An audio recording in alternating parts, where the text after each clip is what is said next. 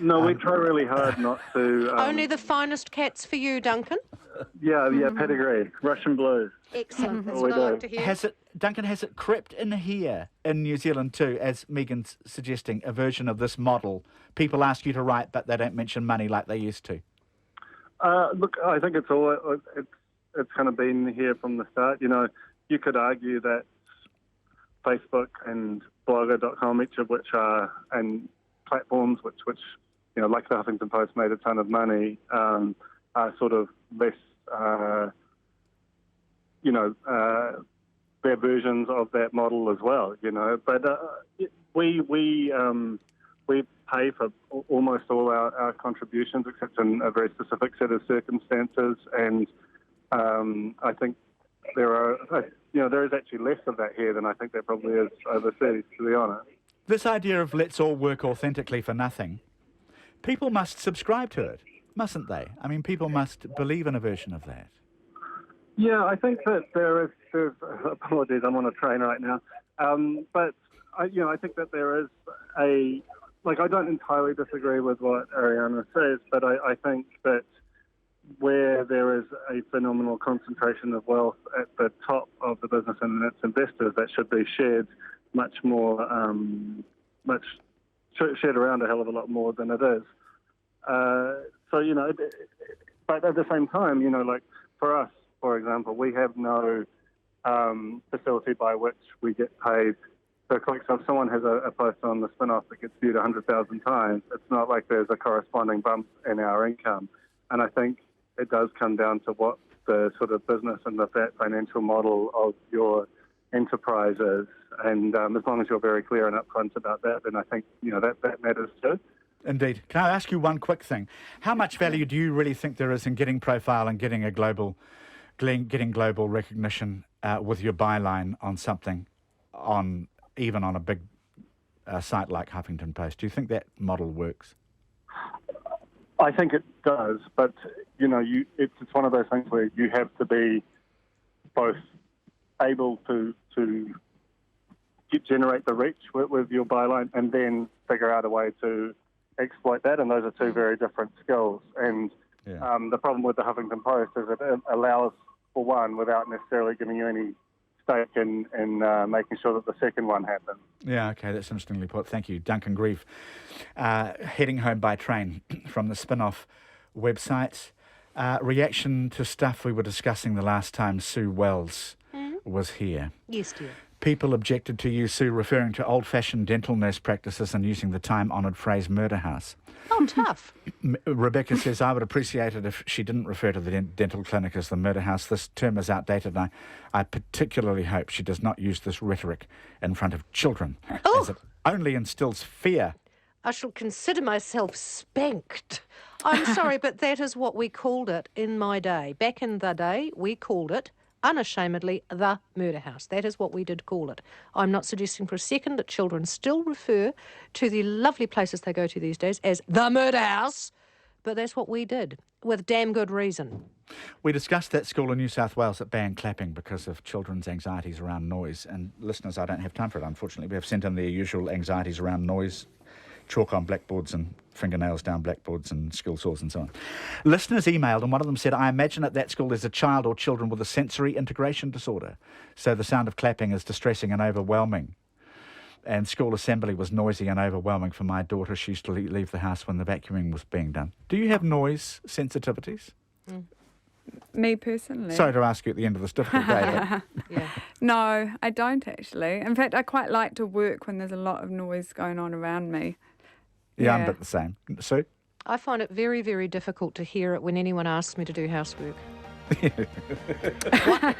What? Yeah, our children have those noise sensitivities. Vacuum? I'm sorry, what? Sue Wells, nice to have your company as always. Thank you. You too, and cuddles to you, Megan. Thank cuddles. you, Sue. Your Thank night will you. improve, Megan. Hopefully. Megan Nicol-Reid on the panel. Checkpoint with Guy and Espen are coming right up. Thanks, everybody.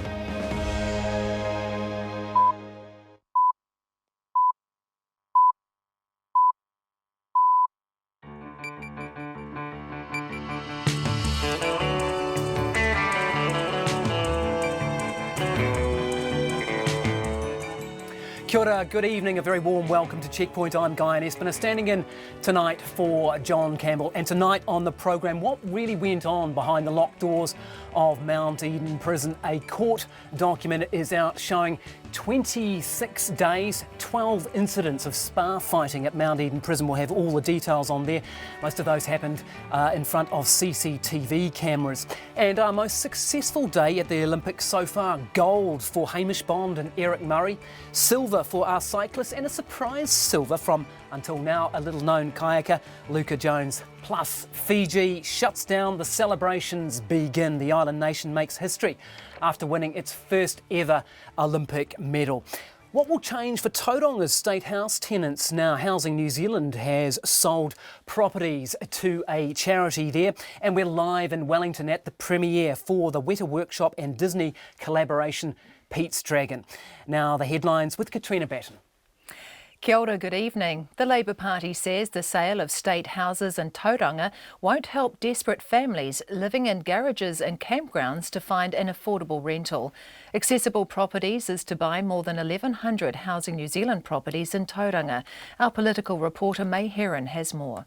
The Labour Party's housing spokesperson, Phil Twyford, says Tauranga has a housing shortage and a homelessness problem, and it's immoral for the government to be selling state houses. However, Mr Twyford says it is marginally better that a New Zealand-owned company has won the right to buy the homes rather than Hapori Connect Tauranga, an overseas firm. The sale to the country's biggest non-government social housing provider is part of the plan to hand over more than 2,000 state houses to registered community providers. An earlier sale in Invercargill was suspended when the only group to submit a proposal pulled out. From Parliament, May Heron. The lawyer for the family of inmate Nick Evans, who died at Mount Eden Prison last year, says they plan to urgently push for the full report on Serco to be released within the next 10 days. A High Court judicial review out today has found an investigation by the Chief Inspector was fair and the report was without error. It also found organised fight clubs were happening at least once a week. In the 37-page ruling, there's no mention of Mr Evans, whose case was one of 3 that put Serco under intense scrutiny. The family's lawyer, Martin Hislop, says he spoke to them this morning and they're tired of waiting for answers. They need to know what happened. Where was the failure? Why was this not picked up earlier? Does it sit with Serco or does it sit with corrections? And this whole judicial review process prolonged matters for, I would have thought, about 7 months to 8 months. Martin Hislop says they hope the full report will say what really occurred over the 3 days prior to his death. Leaked documents reveal the Earthquake Commission has yet to come up with a plan to deal with botched earthquake repairs. The revelation is contained within its restructure proposal, which would see staff numbers cut in half, including in Christchurch. This despite the Commission having over 5,000 claims on its books in the city, made up of botched repairs, missed damage and new damage. The documents leaked to Labour's Canterbury spokesperson Megan Woods show the details of how remediation work would be handled have yet to be determined. She says this is not the time to be reducing the staff working in Christchurch. We have to realise that these are people that have already been through this once. This is people going back to get their repairs repaired. This isn't the first time for these people. So the time that these people simply cannot be left waiting. They need to be able to get on with their lives. Labour's Canterbury spokesperson Megan Woods. A new series of bomb blasts has hit southern Thailand hours after 2 bombs killed at least 1 and injured more than a dozen others in the seaside resort town of Hua Hin. Among the latest explosions were 2 in the tourist island of Phuket and 2 more in Hua Hin. At least 3 people have been killed. New Zealand appears to have turned a new leaf at the Olympics after our athletes' most successful day at the Rio Games. 3 medals have been added to our tally following successful performances in rowing, canoe slalom and track cycling, as Matt Chatterton reports. The consistent duo of Hamish Bond and Eric Murray got New Zealand's Olympic campaign back on track overnight when the pair won the country's first gold medal. It was the duo's 69th race win in a row since they paired up in 2008. But more importantly, they defended their Olympic gold medal from London 2012. Also on the water, Luca Jones claimed New Zealand's first Olympic medal in the canoe slalom, a silver in the K1 women's final. Earlier this morning, the New Zealand men's track cycling sprint team of Ethan Mitchell, Eddie Dawkins and Sam Webster claimed silver, narrowly missing out on gold to Great Britain by just a tenth of a second. New Zealand's medal tally is now 5, 1 gold and 4 silvers. Ko Matt Chatterton Tine. The two-time Olympic champion rowers Hamish Bond and Eric Murray say they'll take time to reflect before deciding on whether to continue as a men's pair. Bond says they haven't yet quashed the idea of competing together at the 2020 Tokyo Games, but he says they'll consider every option, including carrying on, retiring completely or turning their attention to other boats such as the men's 8. Rio looked a long way off from London. Tokyo looks even further. But once the dust settles, we'll reflect, I guess, on the last 4 years or 8 years and then make some decisions going forward. I mean, time for a little bit of reflection, I guess. Bond and Murray are now unbeaten in 8 years and 69 races. The American swimmer Michael Phelps has won his 22nd Olympic gold medal following victory in the men's 200-metre medley. It's his 4th gold of the Rio Games, and he's become the first swimmer to win 4 successive gold medals in one event. Meanwhile, Simone Manuel has become the first black female swimmer to win an individual gold after the American finished in a dead heat with 16-year-old Canadian Penny Oleksiak in the 100-metre final. And basketball's biggest star, LeBron James, has signed a new contract to remain with his hometown Cleveland Cavaliers. James, who led the team to their first NBA championship less than 2 months ago, will earn almost $140 million over 3 seasons. That's the news. Tonight on Nights, Country Life goes to the top of the class with a visit to the working farm at Rangiora High School, teaching teenagers agricultural skills since 1910. We take a look at the Christchurch music scene 5.5 years after the big one. There's Jacob Brown, a Kiwi reporter in Rio, and given there's a lot of it about, we're dedicating our Sonic Tonic to snow and ice. On Nights, on the Rocks with me, Brian Crump, after the news at 7 on RNZ National. Met service weather through to midnight tomorrow from Northland to Waitomo, including Coromandel Peninsula, Bay of Plenty, Taupo, Taumaranui and Taihape. A few showers developing this afternoon or evening, rain spreading east tomorrow morning and afternoon, followed by increasing fine spells. Gisborne and Hawke's Bay, mainly fine, but a few spots of rain tomorrow. Taranaki, Horowhenua, Kapiti Coast and Wellington, a few showers developing this afternoon or evening, a period of rain overnight and early morning with heavy falls, clearing tomorrow afternoon. Whanganui, Manawatu and Wairarapa, scattered rain developing overnight, clearing tomorrow afternoon. Canterbury, Marlborough, Nelson, Buller and Westland, scattered rain spreading east, more widespread and heavy in Buller and Westland, clearing tomorrow. Fiordland, showers clearing this evening, cloudy periods tomorrow with rain from evening. Otago and Southland, cloudy periods and a few showers, clearing this evening, mostly fine tomorrow. And the Chatham Islands, cloudy periods, rain later tomorrow. It's 5:08. Thanks very much, Katrina. First tonight on Checkpoint we go to Fiji, where banks and shops closed their doors.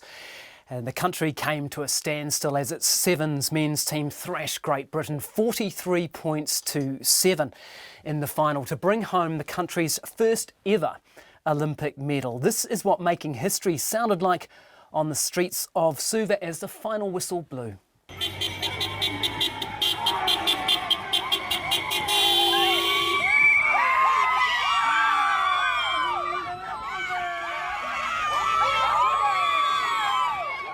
Well, back here, Fijians living in Auckland gathered around their televisions to celebrate.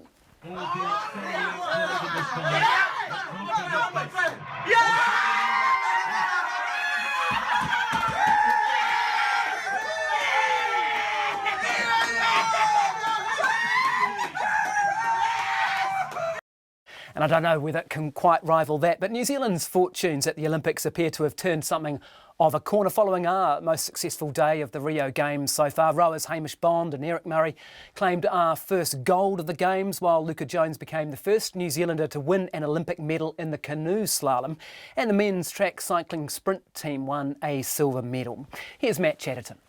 New Zealand's most consistent athletes came to the rescue following a poor start to the Games overnight. Rowers Hamish Bond and Eric Murray continued their commanding record in the men's pair, winning their 69th consecutive race and, more importantly, second Olympic gold. Their record is one that stands among the best in sport.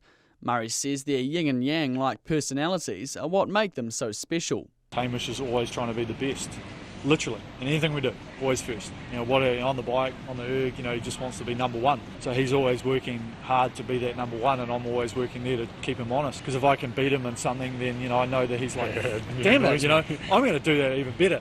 Bond went a step further, revealing just how meticulous his preparation is when he was asked how he will spend his downtime. To my mind, it's about not having every decision at the back of your mind going, how's that going to affect rowing? Is that going to make me go faster? So that's every decision I more or less make, whether it be when I go to bed, what I'm going to eat, everything I'm doing, how far am I going to walk? If I walk to town, is that going to affect me for training me after? It's every decision, and I think that's probably what people don't quite comprehend, and maybe that's possibly been the difference between what we've been able to do and perhaps other people.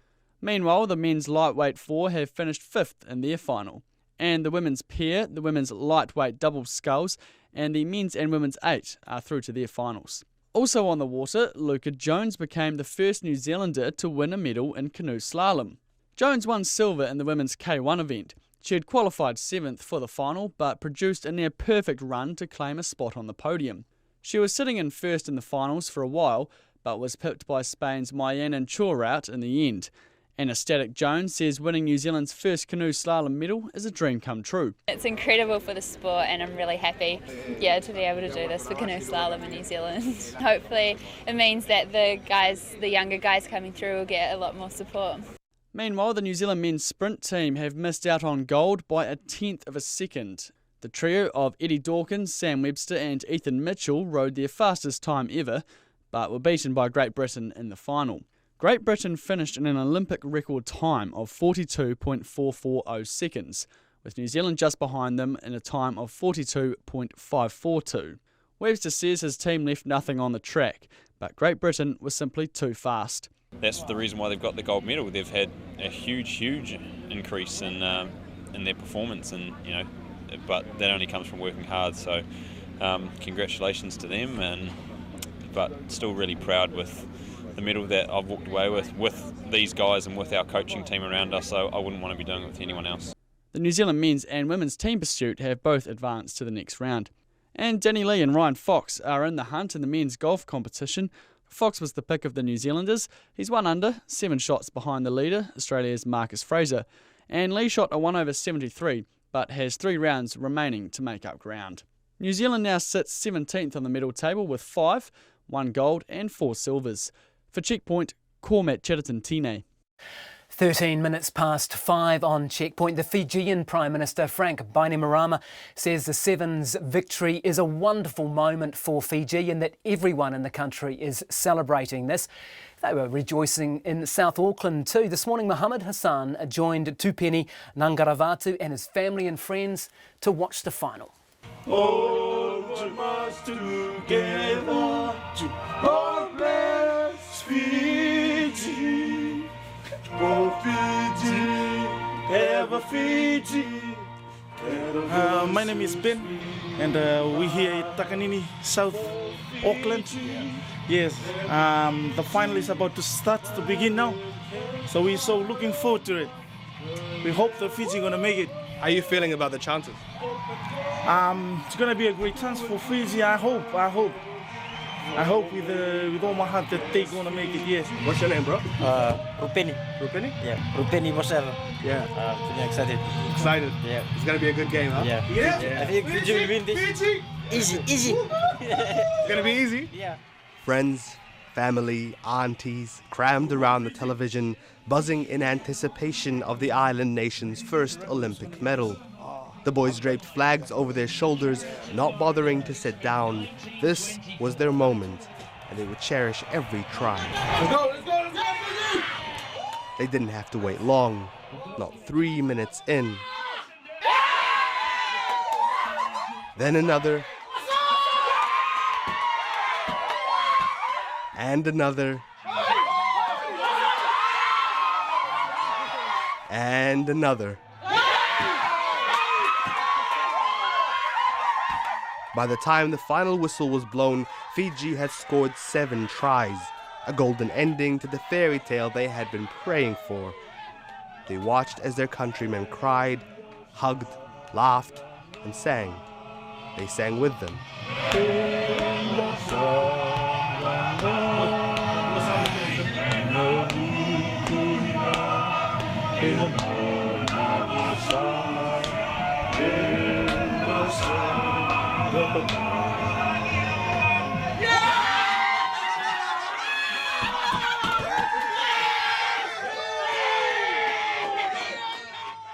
Then the cheers gave way to a sudden moment of silence, and they stared at the screen in awe, then at each other. Vili Rokokuka summed up how all of them were feeling. It's like our prayer has been answered, and we've been fasting for this week just to pray for the boys. And today we just want to thank the Lord for answering our prayer. So we are so excited, and because of the win today. This is a historic moment. Yes, it's history. Because we have had it's more than 100 years Fiji didn't even win a goal. But today, we thank the boys for their great effort to give their life and commitment. So all of us are celebrating because of this goal.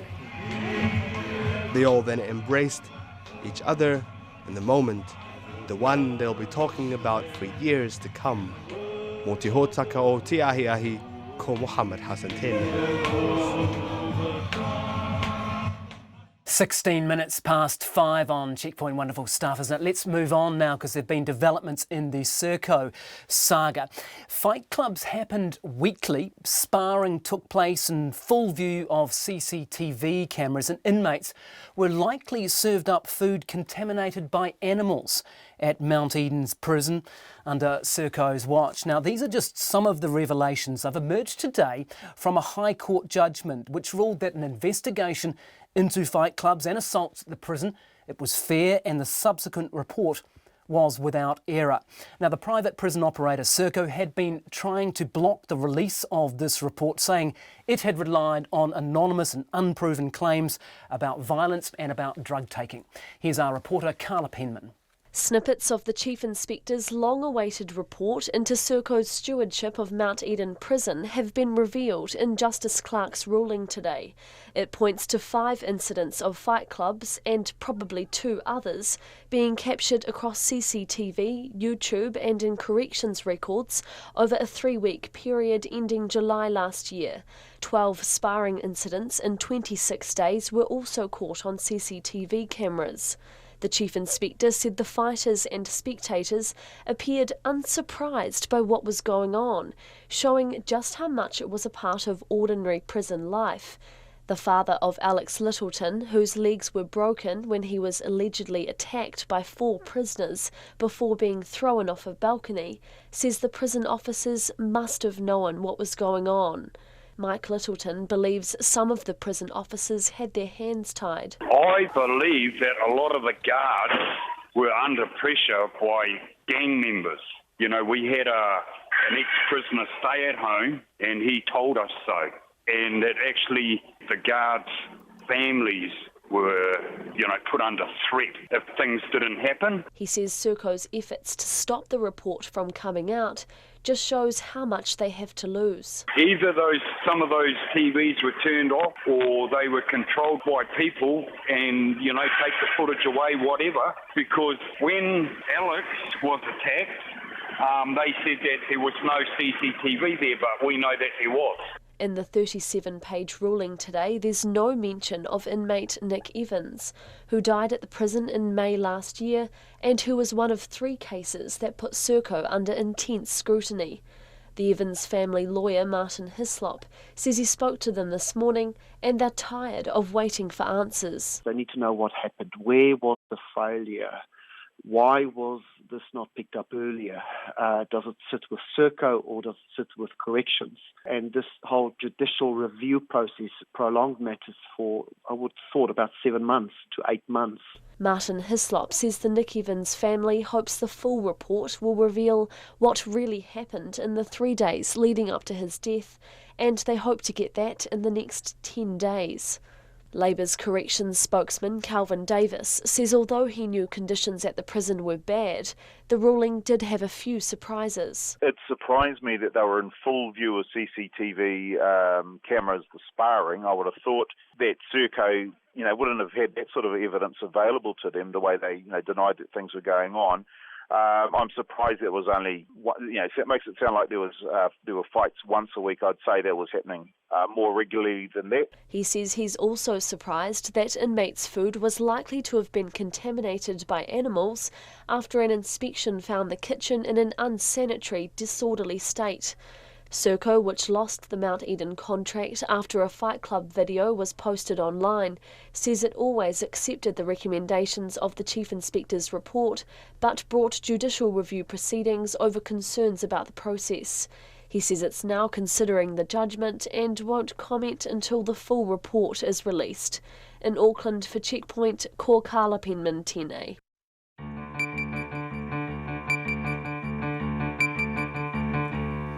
Good evening, welcome to Checkpoint, 21 minutes past 5. Coming up on the programme, Democratic Party officials reveal that there's cyber attack on the party's email system. It's even worse than it was first reported. A transgender student at New Plymouth Girls High School calls for pants to be part of the school's official school uniform. Now, we'd love to hear from you in any way you choose. You can text us on 2101. You can tweet us at Checkpoint RNZ, Facebook us, Checkpoint with John Campbell, or email us, checkpoint@radionz.co.nz. Don't forget you can watch us as well on the RNZ website, rnz.co.nz/checkpoint, or you can watch us on Freeview Channel 50. Well, last-minute local body wannabes have been racing their paperwork in, trying to make sure they get their names on the ballot before the October elections. The deadline for nominations for councils, regional councils and district health boards, it was midday today. There had been some fears that there would not be enough people in some regions to hold contestable elections, but hundreds of people waited until the last moment. They waited until today to put their names forward. Rowan Quinn reports on those who got there just in time and those who didn't. They ducked out of work, raced across town or got a friend to do it for them. Dozens of last-minute nominees who had to get their applications into the Central Auckland Office of Election Services. They were prompted by issues ranging from the entire Auckland transport network and the unitary plan to frustration about neighbourhood roadworks. Sue Hamilton made the cut with just 15 minutes to spare. She only decided to run this morning after hearing a story on RNZ News and being surprised at the low number of nominees. I work in communications, but was unaware that the number of applicants was so down in the mouth. So it was like, well, if we'd heard about this earlier, it probably would have been, we wouldn't have had such a rush. James Billing was putting in a last-minute nomination for his brother, who works as an IT consultant for the Waitemata DHB, but has decided he'd like a place at the board table. I guess my brother, feels quite passionate about it. He's certainly got more passion about health and in particular, the role that IT plays in improving health. So I think he wants to try and be at the forefront of the discussion as a part of, being at the back end of the discussions. James says they were too busy to get a nomination in earlier. Alan Matson wants to be one of the members of the Waitemata local board now that it's showtime for the unitary plan. This is the release of the rule book, and how will it be interpreted? The Chief Electoral Officer, Dale Ofsosky, was there at the doors of election services to shut them at midday sharp. He says one would-be councillor rang to ask if they could come at 15:15, but was out of luck. Oh, we have all sorts of excuses from, got stuck in traffic, kids held us up, or still teaching a class or whatever, or still in a class. But of course, we've had 4 weeks, of course, to lodge their nomination. One woman, Chris Lind, arrived with just 2 minutes to spare, only to find she had the wrong paperwork with no time left to fix it. Another last-minute decider, she'd had to quickly find 2 people to nominate her. I had to race around in my little car and find them because they were not mobile. They were at work or they were injured on crutches, so racing around in the awful Auckland transport because that is what needs to be fixed. Chris is disappointed she's missed out and isn't sure if she'll try again in 3 years' time. But the rest of Auckland can breathe easy. Dale Ofsosky says there have been enough nominations to have elections in all the Auckland boards and council wards. Elections.com, which runs the process for most South Island councils and many more in the central and southern North Island, says it's had hundreds of last-minute nominations. I tāmaki makaurau mō te hōtaka o te ata ko Rowan Quinn tēnei.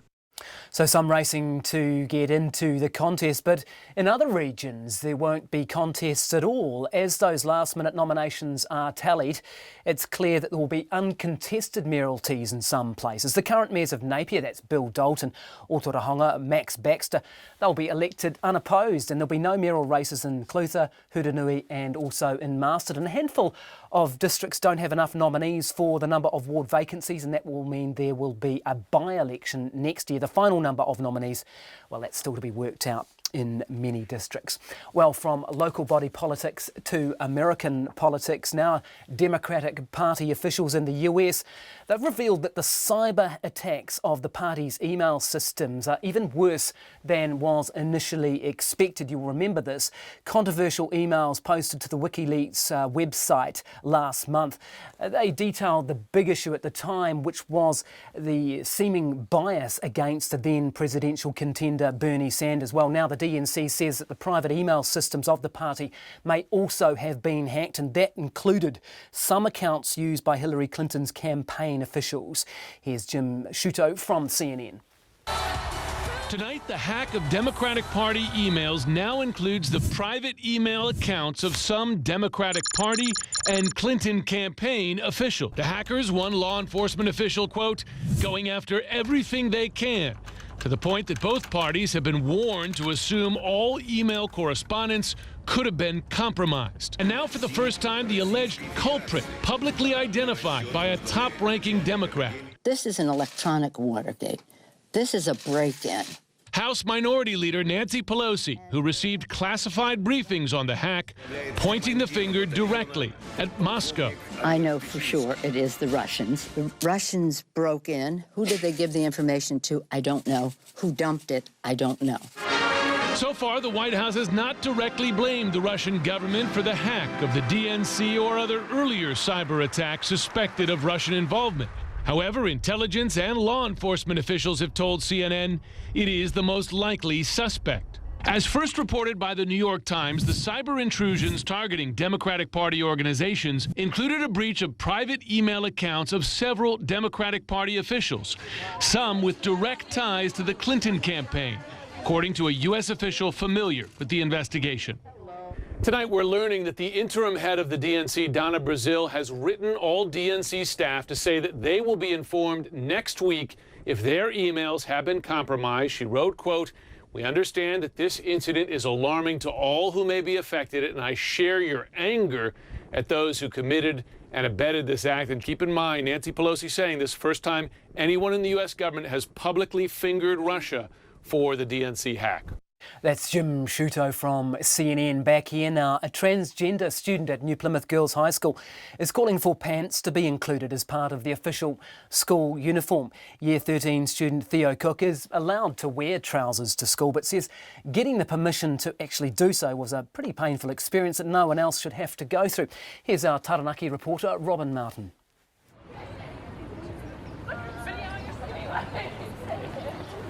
Theo Cook came out as transgender about a year and a half ago and now sports a stylish short haircut and is undergoing hormone treatment. Theo has been able to wear pants for about a term, but prior to that the school insisted a skirt was worn regardless of how uncomfortable it made the teenager feel.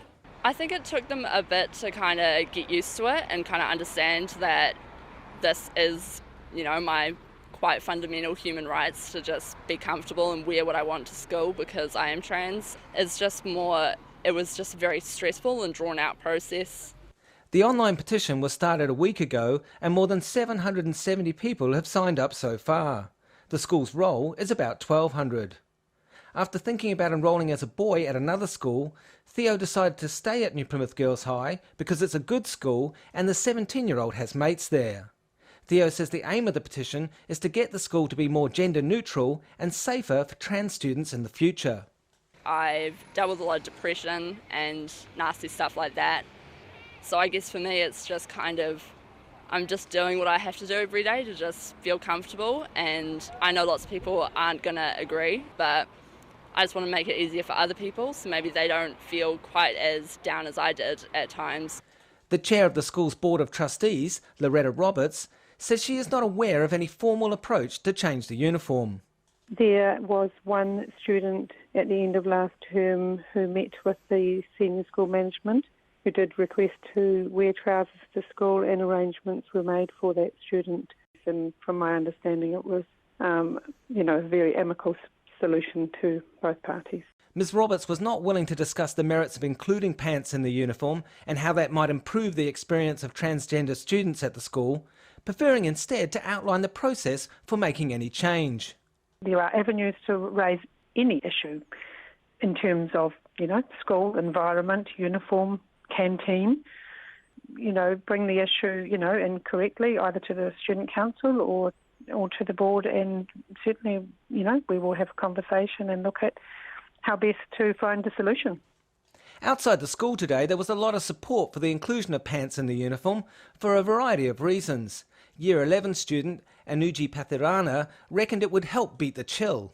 Oh, that would be awesome. I'm currently freezing right now.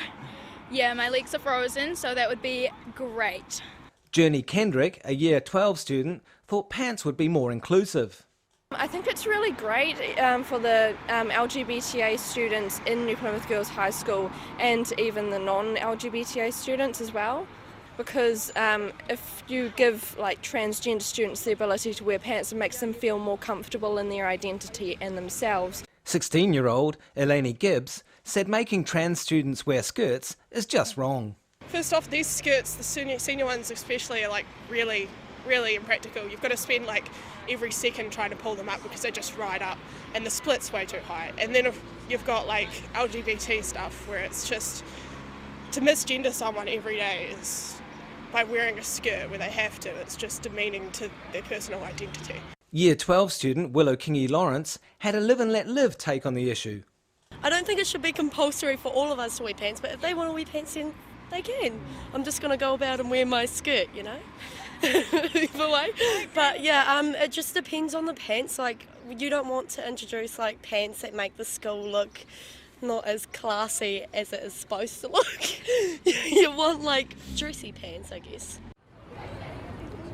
Theo Cook plans to raise the issue of introducing pants as part of the official school uniform with the Student Council next week and bring it to the Board of Trustees before the end of the term. In New Plymouth, ko Robin Martin Tēnei.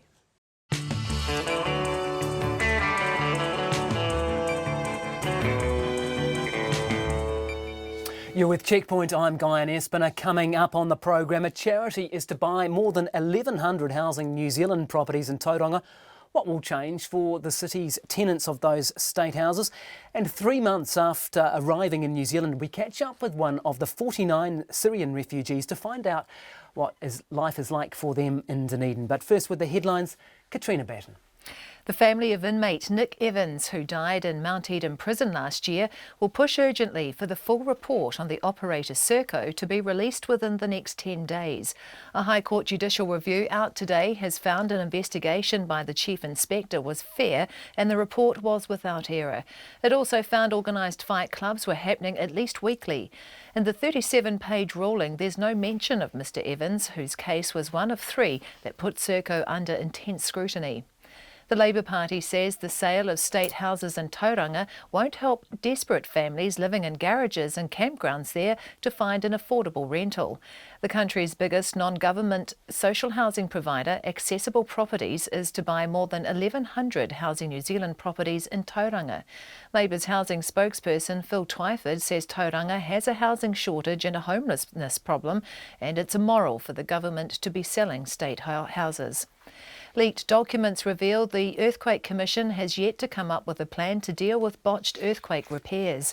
The revelation is contained within its restructure proposal, which would more than halve staff numbers, including in Christchurch. A new series of bomb blasts has hit southern Thailand, killing at least 3 people. 2 explosions were in the tourist island of Phuket and 2 more in Hua Hin. The leader of the dissident Silver Fern Farms shareholder group, John Shrimpton, says he accepts the clear support for a Chinese joint venture and will end his opposition. Silver Fern Farms shareholders have voted 80% in favour of again backing the $260 million Shanghai Meiling deal, overcoming a push to stop the deal. The two-time Olympic champion rowers Hamish Bond and Eric Murray say they'll take time to reflect before deciding on whether to continue as a men's pair. Bond and Murray are now unbeaten in 8 years and 69 races. Those are the headlines. I'll be back at 6 with more news, sport and weather. Thanks very much, Katrina. Time to catch up on the business news. Nona Peltier is with us in the Auckland studio. Good afternoon to you. I nearly said good morning. It must be force of habit. Get up too early every morning. Now, you've had a bit of economic data to chew over today. What's that telling us? The big numbers today were the retail figures for the June quarter, which were surprisingly high. In fact, they were the highest in almost 10 years in terms of growth. So we saw the numbers rise 2.3% in the quarter. People pretty keen to open their wallets and They spend. certainly were, and they were spending their money on, believe it or not, home renovation stuff, hardware and so on, garden supplies, which I kind of was surprised by that because isn't it winter? Oh, Kiwis love doing that stuff at all hours. You don't have to go Apparently, to some of those stores to see apparently it. that's so. Anyway, so those numbers were pretty strong, and we also had some good numbers out of the Performance of Manufacturing Index, which is this sort of interesting number which measures how much we're manufacturing, shows that employment growth was up as well. And we're going to have some labour market data next week. All right. Now, corporate news. You're looking at Synlait as well. Yeah, Synlait, they came up with a new forecast for their full-year result. Amazing. They have really turned things around there. So, yeah, it's, I think, triple what they were made last year, their net profit. Their forecast is well above even market expectations. The market was expecting, $23 million? That's right. And they're now forecasting something in the order of $34 to $35 million, which is 3 times what they made last year, $10.6 million. And you might wonder, why? Infant formula. Big demand for that. So that's quite positive for the industry. That's, it's a very positive tone, and the industry certainly would have needed that kind of a boost at the end of the week. What about the markets? How are they looking, Nona? Well, look, the Reserve Bank has come out. We've talked about those loan to value ratios at the lending restrictions, in fact, what they are in the housing market. So the bank was going to bring them in. The central bank was bringing those in September 1. They pushed them back, have they? A whole month, just to give the banks a bit more time to sort themselves out. So that's interesting. And speaking of the Reserve Bank, they, of course, lowered the cash rate, the official interest rate yesterday. And that, believe it or not, saw our dollar rise about a cent or more. That was a bit counterintuitive, wasn't it? Because you'd expect it to go the other way. Well, apparently some people thought it should go a lot more. They should have cut twice as much as they did.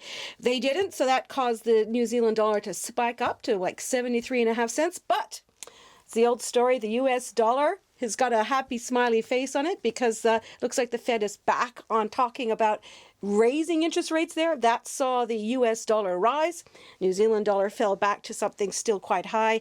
Ended the day here, actually the week, as a matter of fact, at 72 US cents, 93.6 Australian, 55.5 British pence.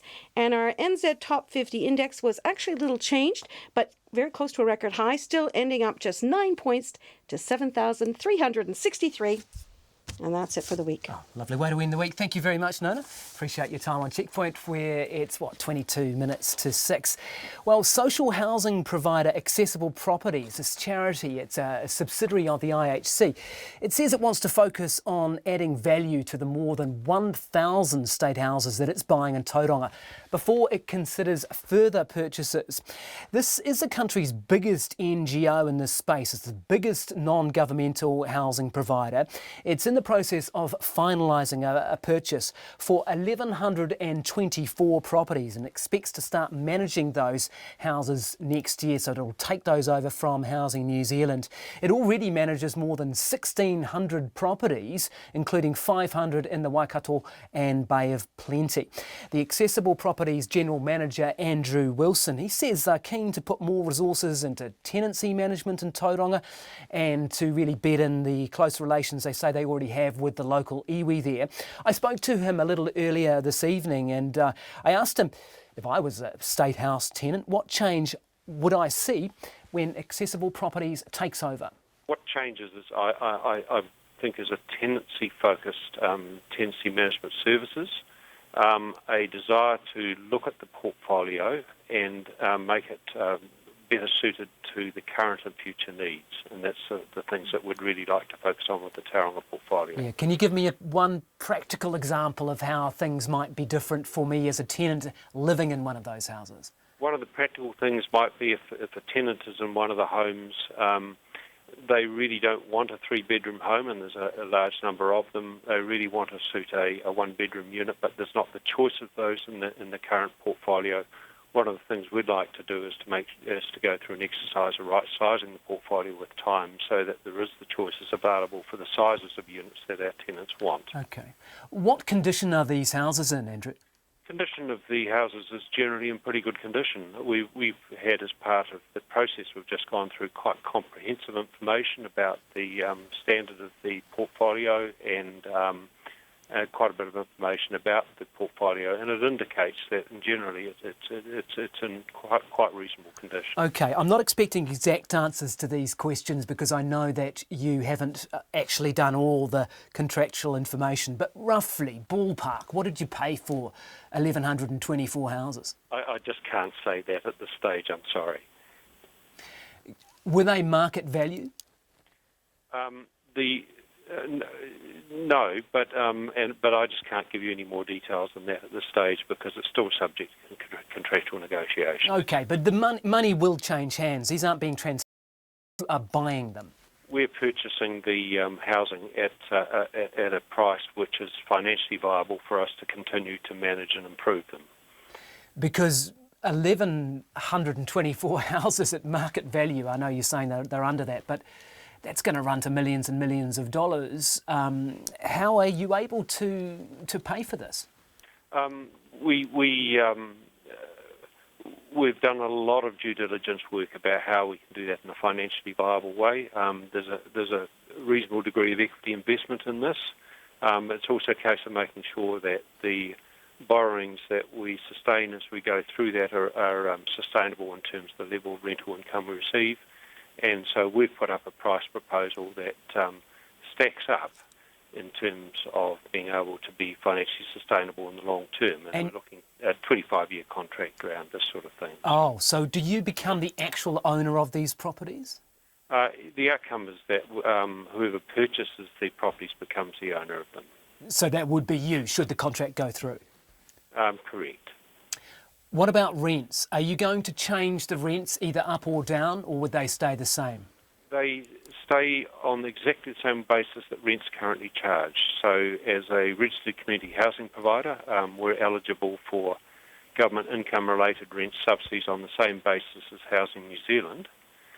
So what that means is that any tenant who is eligible for government income-related rent subsidies pays no more than 25% of their income in the form of rental costs, and the subsidies tops up the difference between that and the market rental. Just finally, Andrew, are you interested in other centres in New Zealand? I know the provider or potential provider in Invercargill has pulled out. Is that something that Accessible Properties might look at?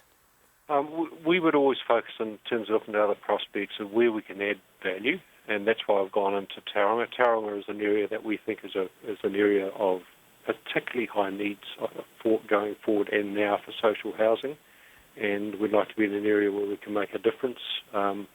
If there are other prospects in the future of a similar nature, we would certainly look at it. I think our focus going forward should be successful, is first and foremost make a really good job of the transition with this, and then learn from that, and there may be other prospects in the future that may well be worth considering. That was Andrew Wilson there from Accessible Properties. 16 minutes to 6 on Checkpoint Overseas. Now a fresh series of bomb blasts has hit southern Thailand hours after 2 bombs killed at least 1 and injured over a dozen others in the seaside resort town of Hua Hin. Details are sketchy about this, but as the BBC's Jonathan Head reports, the location has a special significance for Thailand. It's very popular with Thais and foreigners. A lot of foreigners have retired there. It's also known as a royal city. This is where King Bhumibol spends most of his time when he's not in Bangkok. It happened on the eve of a national holiday, Queen Sirikit's birthday. All of that may be significant. There were 2 blasts. One food vendor was killed, a number of people seriously injured, including some foreign tourists. And then we've had another 2 blasts in Hua Hin this morning. 2 blasts also in the southern city of Surat Thani. 1 municipal worker was killed there. And we know there was another blast in a city even further south, in a place called Trang, where another food vendor was killed. There were also, importantly, 2 bombs found. One went off in Phuket, which of course is a very popular holiday destination. Again, small bombs. We believe a few injuries there, no deaths. So it looks like a coordinated attack and clearly intended to send some kind of a signal. The obvious suspects, I think initially, because of the coordinated nature of the attacks, will be the rather shadowy insurgent groups who've been operating in the very deep south of Thailand. These are Muslim Malay separatists. That conflict's gone on for 12 years. It's killed more than 6,000 people. But it has never really strayed outside those deep southern provinces, places where tourists really don't go. They could have gone outside, they never have. So if they have now started targeting tourist areas and we're getting casualties, that would be a new, significant, very worrying departure.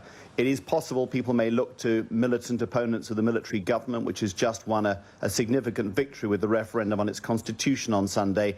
Those are the areas of speculation. At this stage, we really don't have a clue. But there's no doubt, these are sending a strong signal, undermining confidence, if you like, in the military government. That's Jonathan Head reporting there from the BBC in Bangkok. It's just an update on this in the last couple of minutes. The Thai police say they believe the bombs targeting tourist resorts were acts of local sabotage. They say that they were not linked, in their belief, to any international militant group. Well, the country's biggest meat processor, Silver Fern Farms, will finally get to consummate its $260 million marriage to a Chinese partner after again getting strong shareholder backing for the deal. There was a special meeting on this afternoon at the firm's headquarters in Dunedin. Shareholders overwhelmingly confirmed or reconfirmed the joint venture deal with Shanghai Meiling, despite a major push by 80 dissident shareholders to stop the deal. Now, the opponents say that their campaign is over. Otago reporter Ian Telfer was at the meeting and he filed this report. It's been 10 months since Silver Fern Farms got 82% shareholder approval to go ahead with the meat industry's biggest ever project. But since then, the critics have just got louder and louder. By today's special meeting, farmer shareholders on both sides were feeling very annoyed. We've got a board who, in their arrogance, have said that regardless of the vote today, they will not take any notice of that. So that's a total disconnect with your shareholders. The fact that our own statement in the notice document is an appendix, it's at the end of the document, it's in smaller font than the rest, that should tell you what we've faced in terms of getting our arguments across. Has it been unfair? I'll let you be the judge of that. No, it is exactly a rehash of last year. Some of these requisitioners do not actually supply as loyal suppliers Silver Fern Farms. So you must be pretty frustrated. Very frustrated. Really frustrated that we've been dragging our heels for the last 9 to 12 months. It's cost $500,000 to $1 million, they said, and it's hurt the company. Do you think it's hurt the company? Yeah, I do. The dissidents forced the meeting and today made a range of arguments about the company being in a much better financial situation than when the deal was approved, and that the loss of farmer control to Shanghai Meiling was a dangerous mistake. Most of all, they argued the process was unlawful because it was a major transaction requiring at least 75% support, and the board had ignored their legal requirements. After an hour of debate, the vote was held, and it came out 80% in favour of the deal again, just a bit down from the 82% support it got 10 months ago. The board's chairperson, Rob Hewitt's delighted and describes the joint venture as a marriage ready to go. We're just very happy. This has been a significant effort in the last couple of months. It has been distracting to the company, and we welcome having put it to bed, and we can now get on with the task at hand, which is consummating this transaction and running the business in the meantime. Mr Hewitt says holding the special meetings cost the company at least $500,000, but that's the price of democracy. The leader of the dissent, John Shrimpton, says he accepts the result and won't block the deal anymore, but he's not apologising for trying. I think the shareholders have spoken. There's a supermajority appearing on the screen there, so we accept that. Disappointed? No, actually, I'm not.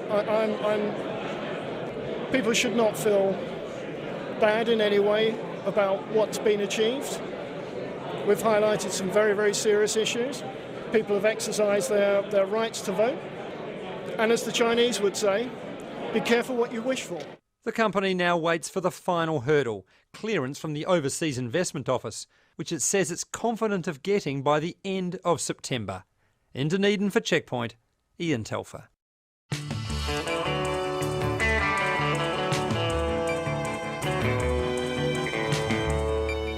10 to 6, you're listening to Checkpoint on RNZ National. The United Nations says it's talking to Russia about a workable humanitarian pause in fighting in Aleppo. It says 3 hours a day is not enough to help up to 2 million civilians who are trapped in the divided Syrian city. The UN wants a 48-hour weekly halt to the violence in order to deliver large amounts of food and other aid and also to evacuate the sick and the wounded. Hundreds of thousands of civilians are living in dire conditions in the besieged city.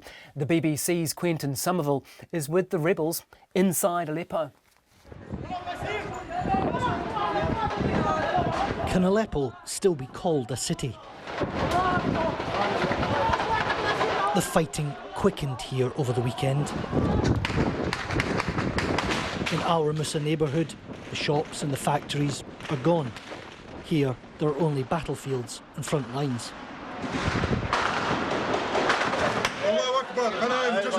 These rebels, along with jihadists, attacked the regime's siege. They say they've destroyed it.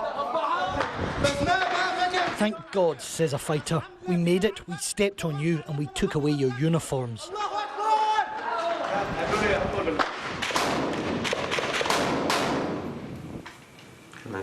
The miracle of Aleppo is that people still survive here.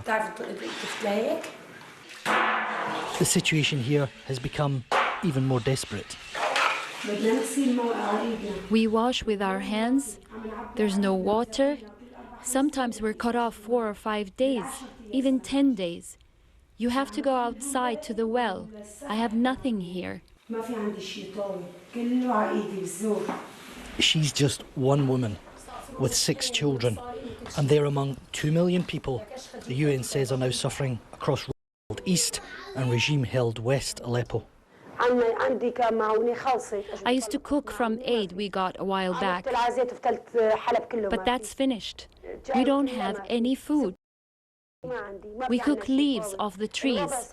The situation is horrendous. The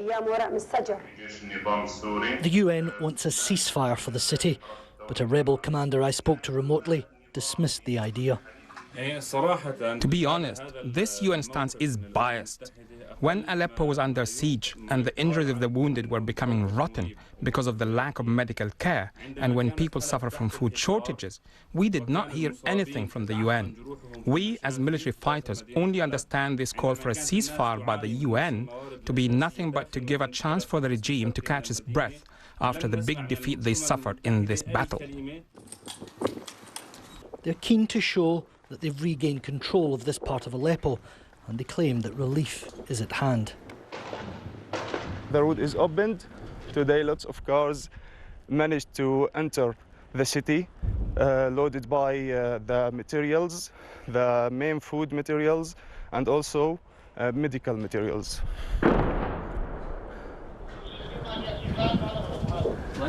But aid is only trickling through these ruins.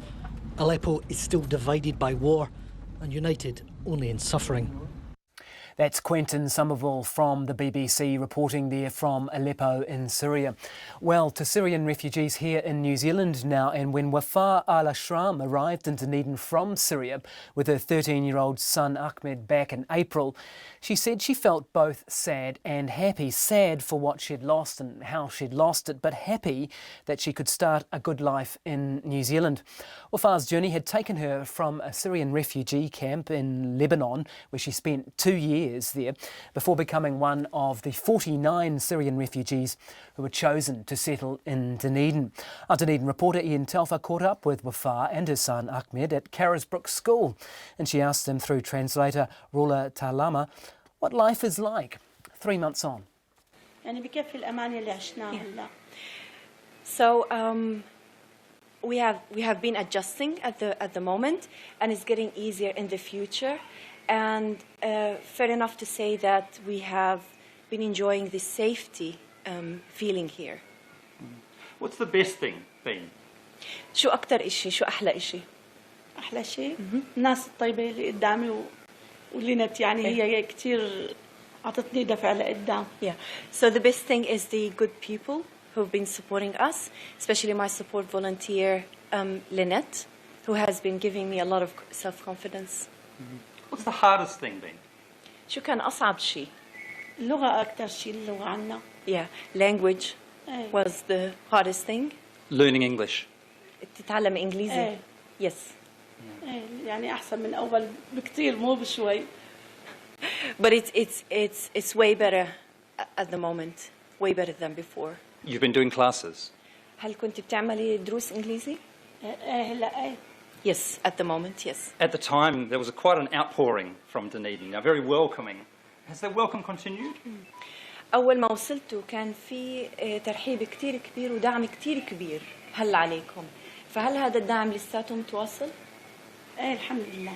Yes, thanks to God. Has there been things that have been hard? Dunedin is a very white city, we think of it, and a cold city. Has that been too hard? You said white city? White. Yeah. خليني أسألك مدينة دنيدن هي مدينة فيها أغلبية السكان من البيض من أصلهم اسكتلندي، وكمان هي مدينة باردة، فهل كان هذا الإشي صعب عليكي؟ لا يعني نحن أنا من جهتي بلدنا أبرد، ومحل ما كنت بلبنان أبرد من هون. Well, to compare, my country is even colder, and in Lebanon it was also very cold. So that is colder. عادي. Yeah. عادي عنا. فما كانت مشكلة؟ لا لا. No, it hasn't been a problem. It's usual. But culturally, it's a big change. لكن من ناحية حضارية وثقافية كان في تغيير؟ بجوز أكيد. Maybe yes. يعني إنه مثلا شوارعنا ببيوتنا أكيد. Yeah. The roads are different. The houses are different. يعني تقاليدنا بس يعني ما لقينا شيء غريب لأنه يعني بدي لك إنه معاملتهم إلنا وهيك حضنهم إلنا هاد خلينا إنه ما نحس بغربة. Well, the traditions are different, but however, the way that the community embraced us and welcomed us, it made it quite easier. So it hasn't been very strange for us. Ahmed, can I come to you? How has it been for you, the first 3 months? محمد خليني أسألك كيف كانوا أول 3 شهور لإلك؟ كثير إنه فرحت كثير فيها. I was really happy on those 3 months. But it's a big change, isn't it, from Syria, from Lebanon? بس هذا كان تغيير كبير لإلك من سوريا ولبنان. Yes. What's been the hardest thing for you? شو كان أصعب إشي عليك أحمد؟ هلا اللغة أنا ما كانت صعبة علي، بس إنه كيف بدنا نروح نجي. So language wasn't a big challenge for me, but the hardest part was how to transport, to go to places. How to get around. How to get around. إنك كيف أنت تتحرك. The bus and walking. إنك تأخذ الباص وإنك تمشي. But until now, I cannot take the bus by myself. Too confusing, huh? بلبكك كتير. بربكك. Yes. Yeah. But he's making friends and he's finding school good? بس أنت عم تعمل صداقات وشايف المدرسة كويسة؟ Yes. Yeah. And does he now see a future here? Yeah. شايف إلك مستقبل هون؟ ما شاء الله. Yes, God willing. أنا متوقعت له إن شاء الله مستقبل زاهي. I'm anticipating a very bright future for him here. That was Dunedin reporter Ian Telfer catching up with Wafa and her son at Carisbrook School in Dunedin. A lot of feedback coming in on this issue of Theo's right to wear trousers at school. This one in from Camilla. Look, this goes beyond, she says, the case-by-case arguments here. How is it acceptable in 2016, Camilla asked, for girls to be forced to wear skirts, and how acceptable is it to try to force conformity based on gender? Skirts are cold, impractical, uncomfortable, and especially if you've got to wear woolen tights to keep warm. Another listener says that regarding the transgender issue at New Plymouth School, it really isn't a transgender issue. It's an issue about the inability to follow rules. And this quick one in from Ben. My South Auckland school adopted trousers as a uniform 21 years ago.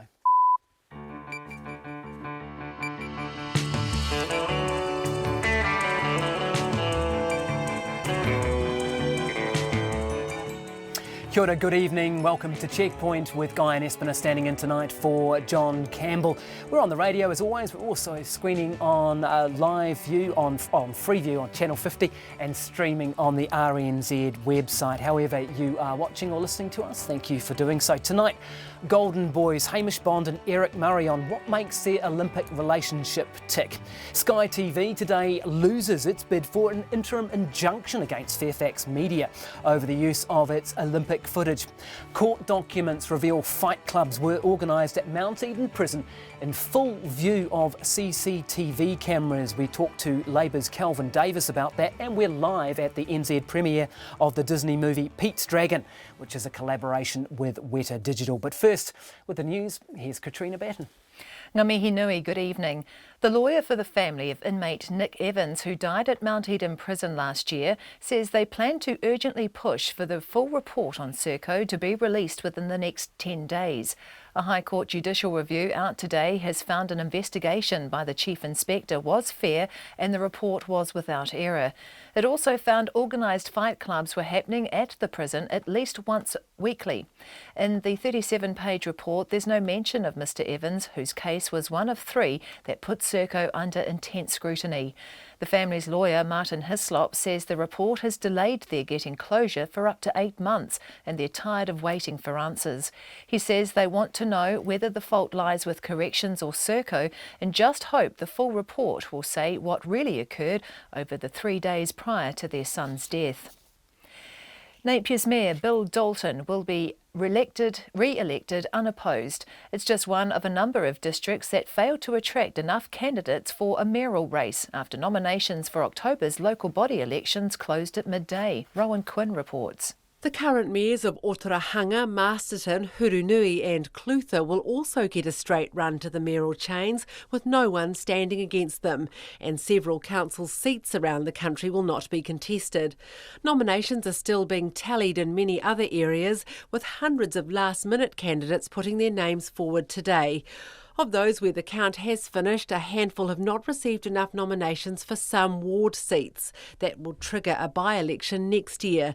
The country's largest council, Auckland, which has several local boards, has received enough nominations for all its ward and board seats. Final numbers are expected by tomorrow morning. Ko Rowan Quinn, DNA. The country's biggest non-government social housing provider, Accessible Properties, is to buy more than 1,000 state houses in Tauranga. The Housing New Zealand Minister, Bill English, says the agreement to buy 1,124 properties will soon be finalised and the charity is expected to start managing them next year. Accessible already looks after more than 1,600 properties throughout the country. The government's plans to sell up to 2,000 properties to registered community providers hit a glitch in May when the sale of state houses in Invercargill had to be suspended after the only group to submit a proposal pulled out. It's been another bad day for the Republican presidential nominee Donald Trump, with dozens of the party's officials urging that it stop spending money on his campaign. The extraordinary move follows a series of controversial statements by Mr. Trump that have alienated huge swathes of the United States and sent shockwaves through the party. John Clark reports from Washington. As Mr. Trump sinks in the polls, there's alarm amongst Republicans about his impact on the party's chances in House and Senate races in November. 70 Republican former senators, congressmen and other officials have written to party chairman Reince Priebus, asking him to stop spending on Mr. Trump and move those funds to congressional races. They describe Mr. Trump as reckless and incompetent and warn he could deliver a landslide victory to the Democrats. Mr. Priebus has not responded publicly, but the move shows how divided Republicans are and the willingness of many to abandon their nominee in order to save the party. John Clark, RNZ News, Washington. The leader of the dissident Silver Fern Farms shareholder group says he accepts the clear support for a Chinese joint venture. This afternoon, Silver Fern Farms shareholders have voted 80% in favour of again backing the $260 million Shanghai Meiling deal, overcoming a push by dissidents to stop the deal. The meeting was called by 80 shareholders led by John Shrimpton and Blair Gallagher, who have argued last October's shareholder approval was not lawful and a major mistake. Mr. Shrimpton says he will not keep fighting against the deal. I think the shareholders have spoken. There's a supermajority appearing on the screen now, so we accept that. We've highlighted some very, very serious issues. People have exercised their rights to vote. And as the Chinese would say, be careful what you wish for. John Shrimpton says he would not have put the cooperative through a costly special meeting had the board done the process right the first time. New research suggests that the mysterious predator, the Greenland shark, lives longer than any other animal with a spine, up to 400 years. Scientists used carbon dating on captured sharks to determine their longevity and found they easily outlive other long-living vertebrates such as the Galapagos tortoise, some whales and humans. The females don't reach sexual maturity until they're about 150 years old. In sport, the silver medal winning cyclist Sam Webster says Olympic success in the team sprint event has made him and his teammates hungry for more. Webster, Ethan Mitchell and Eddie Dawkins return to the Rio Velodrome tomorrow for the individual sprint after the New Zealand team was narrowly pipped for gold by Great Britain this morning. Webster says they've been getting faster and faster and have big ambitions. The plan is to get more medals if we can. You know, that's what we're here for. It's the Olympics. We don't want to be thinking about the future, but we're definitely more motivated than anything, and doing our best performance and coming so close has left us all pretty hungry. Sam Webster, the silver medal winning cyclist. The two-time Olympic champion rowers Hamish Bond and Eric Murray aren't ruling out carrying on as a men's pair. The duo won back-to-back golds with another peerless performance in Rio overnight. Bond says they may compete together at the 2020 Tokyo Games, but may also turn their attention to other boats such as the men's 8 or retire. The American swimmer Simone Manuel has become the first black female swimmer to win an individual gold after she finished in a dead heat with 16-year-old Canadian Penny Oleksiak in the 100-metre final. Meanwhile, Manuel's compatriot Michael Phelps has won his 22nd Olympic gold medal in the men's 200-metre medley. And basketball's biggest star, LeBron James, has signed a new contract to remain with his hometown, the Cleveland Cavaliers, for another 3 seasons. That's the news. Tomorrow morning, Dawa Stephen Sherpa on cleaning up Everest.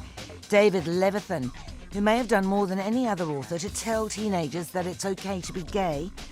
And neuroscientist Dr. Stuart Firestein in praise of ignorance and failure, or why science is more about the questions than the answers. Join me, Kim Hill, tomorrow morning from 8 on RNZ National. Met Service weather through to midnight tomorrow from Northland to Waitomo, including Coromandel Peninsula, Bay of Plenty, Taupo, Taumarunui and Taihepe. A few showers developing this afternoon or evening, rain spreading east tomorrow morning and afternoon, followed by increasing fine spells. Gisborne and Hawke's Bay mainly fine, but a few spots of rain tomorrow. Taranaki, Horowhenua, Kapiti Coast and Wellington, a few showers developing this afternoon or evening. A period of rain overnight and early morning with heavy falls. clearing tomorrow afternoon. Whanganui, Manawatu, Wairarapa, scattered rain developing overnight, clearing tomorrow afternoon. Canterbury, Marlborough, Nelson, Buller and Westland, scattered rain spreading east, more widespread and heavy in Buller and Westland, clearing tomorrow. Fiordland, showers clearing this evening, cloudy periods tomorrow with rain from evening. Otago and Southland, cloudy periods and a few showers clearing this evening, mostly fine tomorrow. And cloudy periods and rain later tomorrow for the Chatham Islands. It's 6:09. Thanks very much, Katrina. Hamish Bond and Eric Murray, they have joined the ranks of New Zealand's Olympic legends after successfully defending the rowing pair title and bringing home New Zealand's first gold medal this morning. Their win marks our Olympic team's most successful day at Rio so far, although let's admit it, Fiji had the golden day, the men's sevens team winning against Great Britain and bringing home that country's first ever Olympic medal. Well, Bond and Murray have had a truly outstanding rowing career, haven't they? They've gone unbeaten in 69 races. And as they told sports editor Stephen Hewson, that means that by now they know each other pretty well. I guess we know what makes each other tick, and that's important, and try not to push each other's buttons too much. Occasionally you can't help it when you get in a certain mood, but what sets him off? Well, to be fair, not much sets Eric off. He's pretty easy, so that's probably good. I might be slightly more highly strung if I'm honest, but yeah, I think we both brought qualities to the combination that have made it what it is. Yeah, two of me would be pretty good, but you don't really know how that would play out. But as it happens, you know, we've found a good combination as sort of yin and yang, I guess. Well, that's it. You know, like it's hard. It would be seriously hard to pinpoint anything. You know, the biggest thing is Hamish is always trying to be the best. Literally, in anything we do, always first. You know, on the bike, on the erg, you know, he just wants to be number one. And so he's always working hard to be that number one, and I'm always working there to keep him honest, you know, to try and keep it. Because if I can beat him in something, then, you know, I know that he's like, damn it, you know, I'm going to do that even better. And so that's the thing. You know, what we've done is just the combination just works because of that situation. And you know, it literally is just hard to pinpoint the exact things, but that's probably one of the biggest things that makes us go well, is the ability to know that either of us are both wanting to go as fast as possible. We're both wanting to work as hard as we can. We've both got the attitude to put ourselves into the hurt zone when it counts. And that's what we've done in our training, is neither of us has backed off in any situation. You know, you give us a challenge, we're going to nail it or exceed it. And that's really what's made us go well.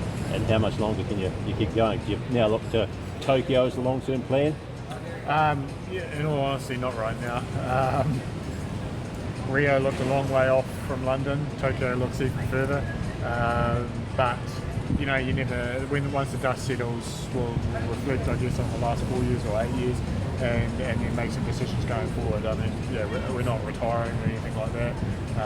But yeah, we're definitely time for a little bit of reflection, I guess. And what are you looking forward to doing the most now that you've got a break? Look, it's really, to my mind, it's about not having every decision at the back of your mind going, how's that going to affect rowing?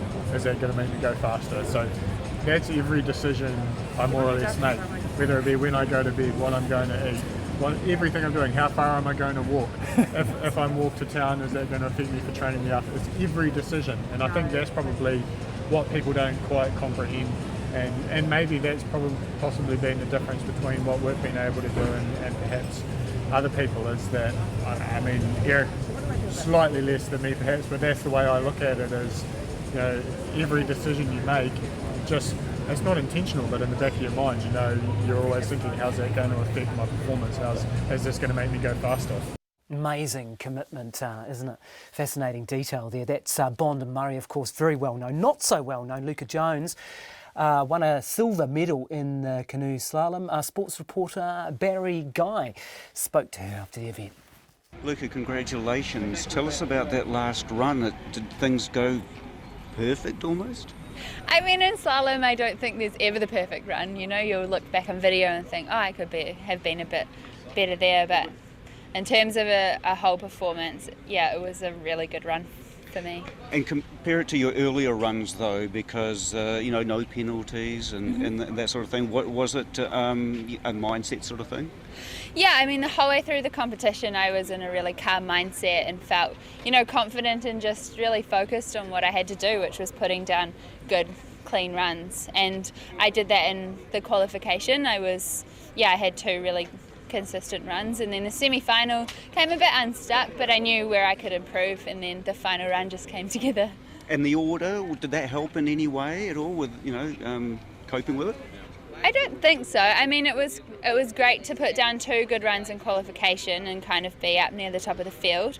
And then the semi-final, I was actually quite happy to be through in 7th because I didn't have to hear too much of the commentary and what the other girls had done. So I was off pretty early on and just went out and did my own thing. A bit of history, I understand no medal for a New Zealand whitewater paddler at a major championship before. Quite an achievement. Yeah, I mean, it's incredible for the sport, and I'm really happy to be able to do this for canoe slalom in New Zealand. And what will it mean? Because you have the new facility now as well, Yeah, I mean, we've got an amazing facility for training and racing, and hopefully it means that the younger guys coming through will get a lot more support. Luca Jones there speaking to our sports reporter Barry Guy. Staying with the Olympics, a bit of a harder edge on the news here now though with Sky TV today. It lost its bid for an interim injunction against Fairfax Media over the use of its Olympic footage. Now, Sky had argued that Fairfax had effectively stolen Olympics material, citing fair use. Sky's broadcasting guidelines stipulate that 2 minutes of Olympic footage was fair for websites, up to 6 minutes a day for television networks. The Sports Minister, Jonathan Coleman, is in Rio. I spoke to him a little earlier today. I asked him if New Zealanders are getting enough free-to-air Olympics coverage and what he thought about the performance of our New Zealand athletes so far. Oh, look, I think we're on the right track. I mean, we've won medals across 5 disciplines. It was 6 disciplines in London. There's a lot of the Olympics left to go. I mean, I'm down here at the New Zealand Club. We've had Eric Murray, who's been in here with Hamish Bond. Obviously, winning that gold today was terrific. Luca Jones has just come into the club with her silver medal. Canoe slalom, that's a new discipline. I mean, what this shows is actually anything can happen in the Olympics. Yep, we had a little bit of a disappointment with men's sevens, but actually no one was expecting Luca's fantastic medal. So, really the Olympics is a unique moment. We had the silver as well in the men's team sprint today. They missed out by fractions of a hundredth of a second to the British, who were worthy winners. I think we're doing well. There's a lot of medals to come, and I think New Zealand's going to have a very good Olympics. But as I say, anything can happen on that Olympic stage. We put a lot of money into high-performance sport in New Zealand. There's a lot of taxpayers' money that goes into this. Do you think New Zealand is on track to have the sort of performance which actually makes it worthwhile to put that public investment in? Yes, I do, because medals won on the dais are not the only metric. You've got to look at what happens in terms of participation in sport. I mean, when our Olympians and world champions and All Blacks are performing on that world stage, yep, it's great when they're winning, but there's also these wider effects. It's around national identity, but it's also very importantly around getting children more active, inspiring people to take up sport or just actually get off the couch and do something rather than playing with the iPad or watching the TV. OK, what about New Zealanders' access to actually watching the games and the events that New Zealand is participating in? Are you disappointed that there is not more access and ability for New Zealanders to watch this free-to-air as there is in many other countries? Is that a concern for you? Well, in the end, this is a commercial dispute between Sky Television and a range of other commercial entities. But isn't that the problem, though? And I'm sorry to interrupt there, Minister, but isn't that the problem? I mean, you've talked about all the wider, greater social benefits of sport and of the Olympics, and then when we come to actually watching it, well, that's a commercial decision. I mean, there's a bit of a disjunct there, isn't there?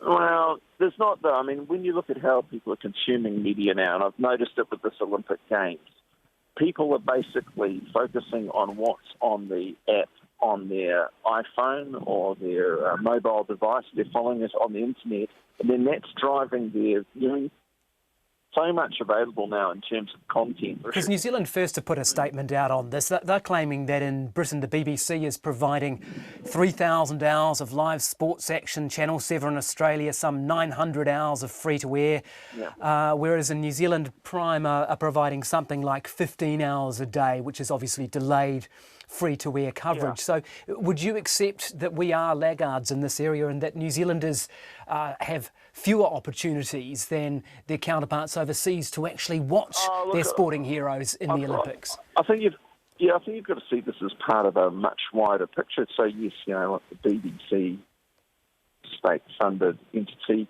are the same in Australia. But if you look at the fiscal position of governments in Australia, New Zealand and the UK, I mean, we're the country where we're managing to balance our books, and all the things that you're talking about, in the end, there's no such thing as a free lunch. Someone has to pay the bill for that coverage. So, frankly, it'd be interesting to talk to New Zealand First around their views on this. I mean, but it's quite a populist approach that they're taking. I don't think it's actually realistic in the financial times that we're living in. Do you have colleagues from across the aisle from other political parties over there, or is it just yourself as minister and your officials? No, I'm just here on my lonesome, Guyon. But I must say, I've been in that New Zealand club tonight. I mean, Eric Murray's a very generous guy. He's been handing his gold medal around the whole place to any New Zealander who wants to have a look at it. He signed a lot of autographs. Luca Jones has just come in. Obviously, someone who doesn't have a high profile in New Zealand. I think she's about to become a household name and do a fantastic job in promoting the sport of canoe slalom. Have you got very appealing to have you got your hands on the silverware and or the goldware yourself?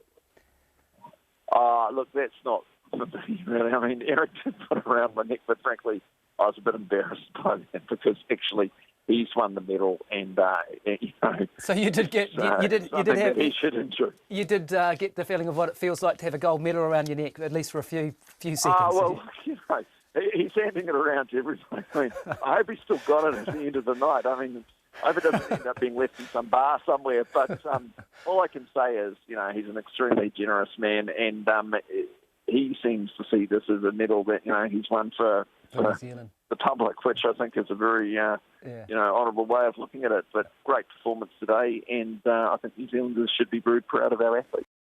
There's a surprise, A politician took the chance to put a gold medal around his neck. Jonathan Coleman there, I was speaking to him a little earlier. Back to the Serco story now. A High Court judicial review was released today. It's found that an investigation by the Chief Inspector into these organised fight clubs in Mount Eden Prison, that this is fair and the report is without error. They say that the first rule of Fight Club is don't talk about Fight Club, but the secret is out now. The court documents reveal that they were organised as often as once a week at the Serco-run prison Mount Eden at the time. The fighting was often recorded on CCTV cameras. It was done within full view of the CCTV cameras at times. In fact, there were 12 incidents recorded in just 26 days. This is in the middle of last year. Many of those in full view of CCTV footage.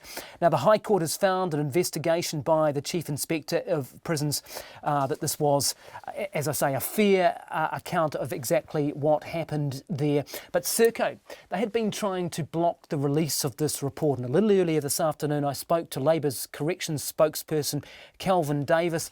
I asked him whether he was surprised by the report. I'm not surprised whatsoever. It just confirms everything that I'd already heard myself about it. And we have to remember that the minister of the time last year said that even guards were helping with sparring tips. So it's not a surprise whatsoever. What about the fact that it was taking place in full view of CCTV footage? It either means that it wasn't being monitored or, in fact, that it was and they knew and didn't do anything about it. I just think it shows a total breakdown in what Serco was trying to do. They, I'd say both things. Well, they ignored it. They knew it was going on.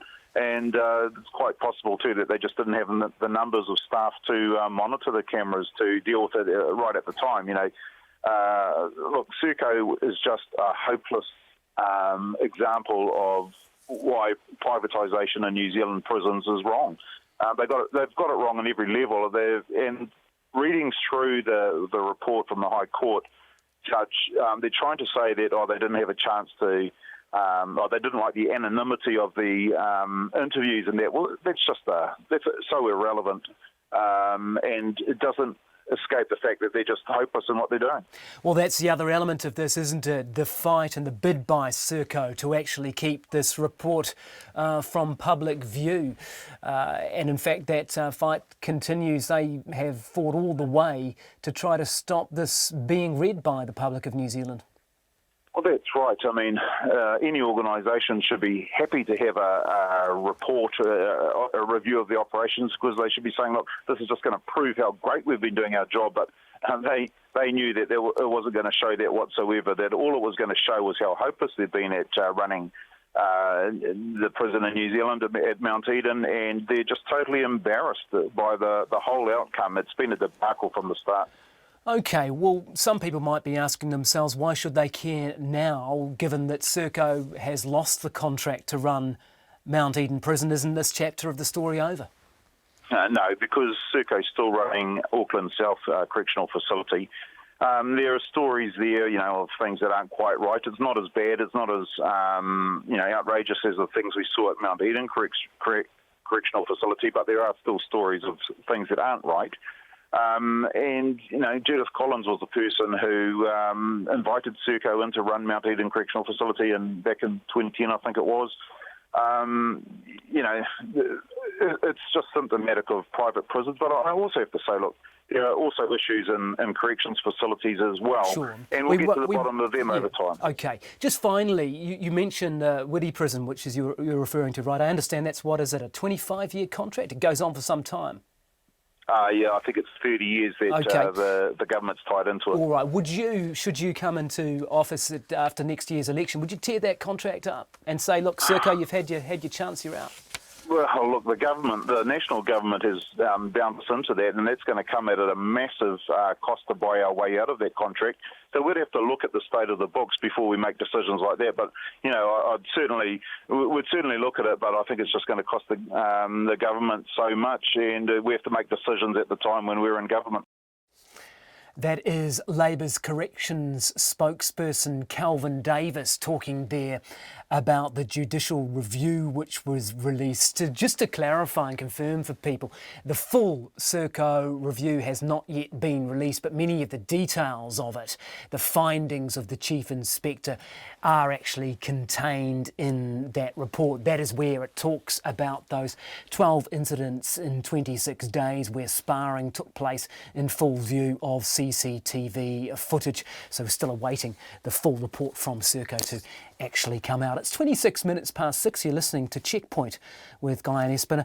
Finally tonight, the New Zealand premiere of Disney's Pete's Dragon is being held at the Wellington Embassy Theatre tonight. The film is a remake, of course, of the 1977's children's classic. It was shot entirely in New Zealand with Weta Digital doing all the visual effects, and its stars include Robert Redford and Carl Urban. Disney executives say a 5% uplift made available in addition to the existing 20% screen production rebate swung the deal to base the $88 million production here. Let's talk now to Dave Gibson, who is the New Zealand Film Commission's CEO. He's on the red carpet this evening. Good evening to you, Dave. I mentioned some of the stars there, but I guess you could argue the real star of this is the New Zealand scenery. Well, actually, ironically, we've got a green carpet tonight, Guy, rather than a red carpet, because we've got a green dragon in a you're absolutely right, in a lot of forest. So the green carpet seems pretty appropriate, I think. Yeah. Hey, what is it that makes this movie special, Dave? Well, I don't know if you know, but it's got some fantastic reviews already. It opens in the US, I think, tomorrow, and it's just got one of these sort of 87% Rotten Tomatoes things. The reviews seem to absolutely love it. And talking to the director tonight, what's interesting about it is, yes, it's the scenery, yes, it's the dragon, but it's got a lot of heart in it. And I just think it's just one of those lovely, lovely movies with a bit of heart and a good story. Hey, who's there tonight? Well, this is a Disney Give Back screening, so we don't have a lot of stars. Disney has done a lovely thing. As part of the 5%, we did say to them, we got a lot of good concessions and things and arrangements with them, but one of the just very nice things they pretty much offered up was that they wanted to bring back the people that had made the film, not so much the actors, but the writers, directors and producers. And we've got a screening here tonight in Wellington. We've got 2 screenings tomorrow afternoon in Tapanui, where I think we have more people coming to the film than is the population of Tapanui. There's a screening in Rotorua, and there's a couple of screenings in Auckland, and all of these have been put on by Disney as a sort of a thank you very much. You've been great to work with, and we've loved being here. So it's very nice for us. It's not really quite the normal red carpet thing. It's a much more family friendly thing. It sounds nice. And man, this is cutthroat, isn't it? This business. We know, we've heard all about how hard it is to get movies shot here. Can you talk us through the deal, how it was that this came to be filmed here, and what the impact of that, what's called a 5% uplift actually is? Well, I think Disney were pretty happy to come here around the 20%. But I suspect, and talking to them, what would have happened is that they would have shot most of it in Wellington, and they were very, very keen to get out into the real forest and into Tapanui with the sawmill and things like that. So they said, look, if we could get the 5%, we could just get out a little bit more, spend some more money, and in return we said, okay, well look, that's good, but what we want is we want a lot of guarantees around things like how much of the work you'll do here. So we got them to really commit to 100% of the CGI work with Weta Digital. We've done a very, very good partnership with Tourism New Zealand, and there's an enormous amount of this 5% value is really in the marketing of New Zealand. And we had Kevin Bowler on a panel this afternoon talking about, how much film tourism now is part of why people come to a place like New Zealand. And this is sort of like a refresh, probably for a very young audience, of that type of thing. So I think all this week there's been material playing on Good Morning America, terrific clips.